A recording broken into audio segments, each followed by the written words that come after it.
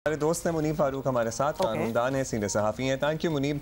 मुनीब, अब बाज़ लोग मुझसे रहे हैं कि भाई ऐसा इशारों किनायों में कुछ पता लग रहा है कि शायद मुज़ाकरात की राह हमवार हो, कहीं कहीं से सिग्नलिंग शुरू हो गई है, जिसमें मुनीब अब्दुल्ला भी हैं जो कह रहे हैं लहजों में नरमी आ गई है। कुछ आपको इस किस्म के आसार नजर आ रहे हैं? बहुत शुक्रिया उमर अब्दुल्ला। देखिए, खुशफहमी की हद तक तो मैं आप दोनों से एग्री करता हूँ कि हमें इतना खुशफहम होना चाहिए कि मुज़ाकरात भी हो जाएंगे और गुफ्तगू भी हो जाएगी। लेकिन अगर हम जिसे कहते हैं कि ज़रा थोड़ा सा बेयर बोन्स तक जाएं तो फिर तो मुझे कम से कम कोई इतनी हौसला अफजा एनवायरनमेंट नज़र नहीं आती, ना ही हुकूमत की जानिब से और ना ही पाकिस्तान तहरीक इंसाफ की जानिब से। क्योंकि अब जो हमारी इस वक्त सियासी जितने भी स्टेक होल्डर्स हैं वो नजरियाती इख्तलाफ से मामला जो है वो कहीं आगे जा चुका है। यहाँ तो अब एक दूसरे को बेलिटल करने का, मिलाइन करने का और एक दूसरे की जिंदगियों में ज़ाती तौर पर ज़ाती मामला के अंदर घुसने का भी सिलसिला जो है वो शुरू हो चुका है। तो अब मुझे नहीं लगता कि there is no turning back. और मुझे फ्रैंकली मुझे लगता यही है कि ये हालात मज़ीद कशीदा ही होंगे। ठीक है, हमारे कन्वेंशनली हमारे मुल्क में एक्सपेक्ट किया जाता है कि कोई एक सुपर रेफरी आएगा और वो सबको बिठा देगा, तो वो सुपर रेफरी की आमद जैसे हम आमतौर पर एस्टैब्लिशमेंट कहते हैं वो मुझे अभी तक नजर नहीं आ रही इस मामले के अंदर। तो अगर वो नहीं होंगे तो खातिर जमा रखिए ये तमाम जितने भी मौजूद शख्सियात हैं ये बैठेंगी नहीं। जब बैठेंगी नहीं तो बहरान हल नहीं होगा, जब बहरान हल नहीं होगा तो फिर वही होगा जो आजकल हो रहा है। तो मुनीब को तो कोई इम्कान नज़र नहीं आता। सो चलिए, वैसे इस बात को ना वक्त पे छोड़ देना चाहिए। टू बी ऑनेस्ट, मैं कह तो रहा था कि लहजे नरम हो गए हैं, लेकिन अंदर खाते मुझे भी पता है, विचों मैनू भी पता है कि ये नहीं होने वाला। ये नहीं होने वाला। Munib, let's change the topic. हमने कर लिए बात।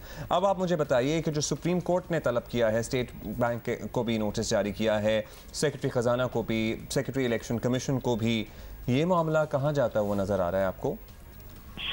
देखिए, सुप्रीम कोर्ट ने जवाब तलबी करनी है। उनका हुक्म था, जब हुक्म की अमल दरामद नहीं हो रहा तो वो बुलाएंगे, स्टेट बैंक को बुलाएंगे। स्टेट बैंक को बुलाना ठीक है, हुकूमत की जो फाइनेंशियल हेल्थ है, हुकूमत की जो माली सेहत है या रियासत की माली सेहत है, उससे मुतालिक उनसे पूछा जाएगा कि आपके पास रिजर्व्स कितने हैं, आपने पेमेंट्स कितनी ड्यू है। मेरे इस तरह के मामला ही होंगे, डेट कितना इंक्रीज हुआ है और ये जो डॉलर रुपी पैरिटी की वजह से आपके अंदर जो सूद की पेमेंट है वो कितनी बढ़ गई है, शायद इस तरह के सवाल होंगे।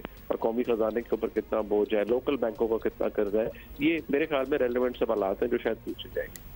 अब जो सेक्रेटरी खजाना है उनसे इसलिए पूछा जाएगा कि आपको कहा था तो आपने तो मामला चला गया, उसके ऊपर अटॉर्नी जनरल को भी कह दिया है कि अब चीफ जस्टिस के चेंबर में पेश हो सुबह 11 बजे 14 को। जी, अटॉर्नी जनरल तो जारी बात है वो चीफ लॉ ऑफिसर होते हैं रियासत के, तो उन्होंने तो पेश होना ही है। वो तो in any case which is against the government और विद फॉर द गवर्नमेंट, तो अटॉर्नी जनरल का ऑफिस तो उसमें एंगेज होगा और वो मामलत के लिए वहाँ पर होते हैं। तो अटॉर्नी जनरल साहब से कहा जाएगा, ये पूछे वजारत खजाना, और वजारत खजाना भी बताएगी कि हमने कहा था तो आपने नहीं दिया। उसका जवाब तैयार है, वो ये करिए तो हमने फेडरल कंसोलिडेटेड फंड में से देने थे। और सेक्शन आर्टिकल 81D ये कहता है कि अगर आपने ये करना है तो ये मामला पार्लियामेंट में जाएगा और फिर फाइनेंस कमेटी में गया है, जुमे तक आएगा, उसके ऊपर वोटिंग होगी बाकायदा तौर पर बकौल हुकूमत के। और अगर वो हो जाता है तो ठीक है। अब उसी के अंदर कुछ लोग जिनका ताल्लुक मैं समझता हूँ PMLN से है भी और नहीं भी, वो ये कहते हैं कि ये वैसे काम डिले करने वाला है, ऐसा कुछ भी नहीं है। ये तो CCI के अंदर भी मामला चला जाता, क्योंकि ये किसी ने प्रेडिक्ट तो नहीं किए होते ना कि मुल्क के अंदर कोई कैटास्ट्रोफी आ जाएगी या कुछ हो जाएगा या कोई हंगामी हालात हो जाएंगे या इलेक्शन चलाना पड़ जाएगा। तो ऐसे इमरजेंसीज के लिए या अनफोर्सीन इंसिडेंट्स के लिए पैसे तो आपको निकालने पड़ते हैं, ऐसा तो नहीं है। और कोई इलीगल काम के लिए तो नहीं निकाल लेना, कोई जुआ खेलने के लिए, सट्टा खेलने के लिए तो रियासत पैसे नहीं निकाल रही, इलेक्शन करवाने के लिए पैसे निकालने हैं तो वो तो अरेंज हो सकते हैं, निकाले जा सकते हैं। और कोई 21 अरब डॉलर भी नहीं है, 21 अरब रुपए है, and we are a nuclear state for God sake. तो अगर हम ये पैसे मैनेज नहीं कर सकते तो फिर हम दुनिया को भी क्या पैगाम दे रहे हैं। लेकिन क्योंकि इसके अंदर एक सियासी एलिमेंट इन्वॉल्व है तो फिर वो भी सामने आएगा एलिमेंट। एक्चुअली आप ये मुझे बता दीजिए कि हुकूमत ने, आपको पता ही है ना, राना साहब और दीगर लोग तो कहते ही नजर आते हैं कि पार्लियामान ने करारदाद मंजूर कर ली और उनके मुताबिक, पार्लियामान के मुताबिक ये 4-3 का फैसला है, ये 3 लोग का तो है नहीं। तो मतलब उधर से चीफ जस्टिस एक फैसला दे बैठे हैं। ऑब्वियसली इलेक्शन की तारीख भी है, उसमें ये भी बता दिया था उन्होंने कब कब क्या क्या होगा, और वो तो 4-3 वाला मामला एक्सेप्ट नहीं करते। तो ये क्या समझें फिर हम इसे? देखिए, देखिए ये जो 4-3-3-4 की बहस है, ये जो करारदाद के ऊपर रिलायंस है, ये अब्दुल्ला और Huma, it's a slippery slope. वो मैं इसलिए स्लिपरी स्लोप कह रहा हूँ कि देखिए आप करारदाद इस ऐवान के अंदर बेशक पूरी स्ट्रेंथ होती, 372 लोग भी बैठे हुए होते, जॉइंट सेशन करा लें आप, 500 लोगों को बिठा लें, लेकिन सुप्रीम कोर्ट के फैसले को आप ऐवान की करारदाद से रद्द नहीं कर सकते। ये it has a legal impact कि सुप्रीम कोर्ट का फैसला बाइंडिंग है और ऐवान की करारदाद उसे अंडू नहीं कर सकती अनलेस कि आप आइन में तरमीम करके कोई ऐसी प्रोविजन डाल दें जो कि आज के हालात में हो नहीं सकती। तो यहाँ पर सुप्रीम कोर्ट के, हाँ मैं बिल्कुल इस बात पे सवाल भी उठाता हूँ और मैं इसका बजीर एक तालिब इल्म के नाकिद भी हूँ कि जो अप्रोच अडॉप्ट की गई इज्जत माफ की जस्टिस साहब की जानिब से और हमारे दीगर कुछ जो उसमें हम ख्याल बेंचेस की तश्कील है और जो जज साहबान है, वो बड़ी एरोनियस थी। और 63 की तशरीह से लेकर आज तक जो मामला उठाए गए हैं वो पता लगता है कि उनमें एक्सपीडियंस ज्यादा देखी गई है। मैं पॉलिटिकल लफ्ज इस्तेमाल नहीं कर रहा, शायद लोगों को बुरा लगे। एक्सपीडियंस देखी गई है, पता नहीं मोपरी देखी गई है, किसी के लिए देखी गई है, लेकिन देखी गई है। लिहाजा फिर आप उस पर सवाल उठाए जाते हैं, लेकिन at the end of the day हम एक रियासत के अंदर रहते हैं, एक कॉन्स्टिट्यूशनल इदारा है सुप्रीम कोर्ट, अब वहाँ का हुक्म है तो हम उस पर कितनी लड़ाई कर लेंगे। ठीक है, नहीं मानना तो वो एक अलग बात है, नहीं, और आपने फिर साबित करना है कि आपके पास वजूहात हैं कि आप इलेक्शन नहीं करवा सकते at the end of the day. ठीक है, ये मामला वैसे नहीं मानने के कॉन्सिक्वेंसेस क्या बनते हैं मुनीब? आप नहीं मानना, ठीक है, whatever the reason might be, what next then? देखिए वो व्हाट नेक्स्ट के अंदर तो हुमा शुरू तो कर दिया उन्होंने कि पहला जवाब तलबी तो शुरू हो चुकी है। देखिए लेयरिंग होती है ना रियासत के अंदर भी, जो ये तो नहीं ना प्राइम मिनिस्टर एक दुकान खोल के बैठे होंगे और हर काम उन्होंने नहीं करना है, या एक वन विंडो ऑपरेशन तो है नहीं, इट्स अ फंक्शनिंग गवर्नमेंट। तो रियासत के इदारे हैं, फिर वहाँ पर जिम्मेदारान बैठे हैं, उनको बुलाया जाएगा, अच्छा जी आपने क्यों नहीं किया? वो कहेगा जी मुझे ए कहेगा मुझे बी ने कहा था, बी कहेगा मुझे सी ने कहा था, सी कहेगा मेरे डी ने कहा था, मेरे पास कुछ है। तो वो जो चेन है वो किसी न किसी जगह पर होगी। बट मुतअद्दिद केसेस के अंदर सुप्रीम कोर्ट ने कहा हुआ है कि the buck stops at the prime minister's office. But after the Mustafa Impex case अब ये है कि प्राइम मिनिस्टर ने अकेले तो ये फैसला नहीं किया, उन्होंने तो कैबिनेट पूरे ने कहा जी कि नहीं ये तो हम मानते ही नहीं है और there is a problem that lies in the Supreme court.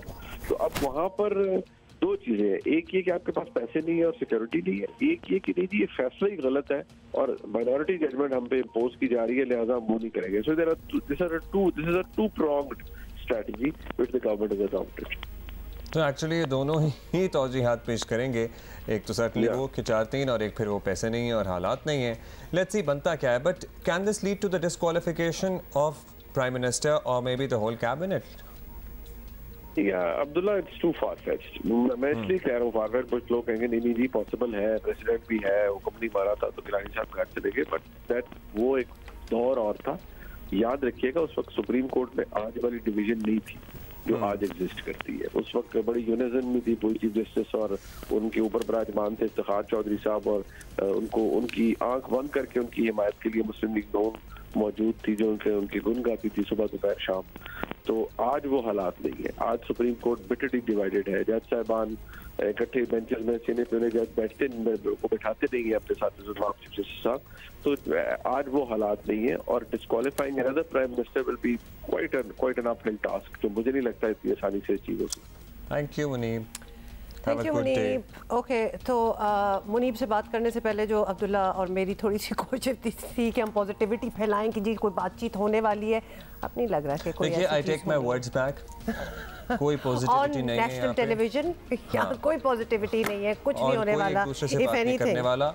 ये बस हम ऐसे ही खुशफहमी में थे तो हमने ऐसे ये मामला जरा जोड़ने की कोशिश की है, अदरवाइज कुछ ना हो रहा था ना होगा। लेकिन होनी चाहिए कुछ पॉजिटिविटी। आवाम is waiting for this thing to be resolve. तो लिहाजा आपस के तो आपके रोले चलते रहेंगे, लेकिन गिव अस समथिंग। तो लिहाजा हम एक आपको रियलिटी बता रहे हैं कि कुछ ऐसा अभी हुआ नहीं है, लेकिन our leaders should work towards it. कुछ पॉजिटिविटी, क्योंकि इसके अलावा कोई हल नहीं है ना, वही ना किसी की चोंच रहेगी ना किसी की दुम। Exactly, just get it over with. और इस सारे में आपकी चोंच और आपकी दुम तो क्या ही नहीं रहनी है। आवाम की तो अभी से चोंच नहीं है, बेपर हो चुकी है आवाम, मतलब और दुम भी नहीं है। अच्छा अब क्या मैं आवाम को ऐसा मुर्गा इमेजिन करना स्टार्ट हो गई और जो ना बस अब आगे जिसके पर नोच गए और चोंच भी डैमेज है और दुम भी कटी हुई है तो है क्यों? देखा फिर नेक्स्ट सवाल ये आता है ना कि मतलब फिर ये क्या हो रहा है जब कुछ है ही नहीं पास में।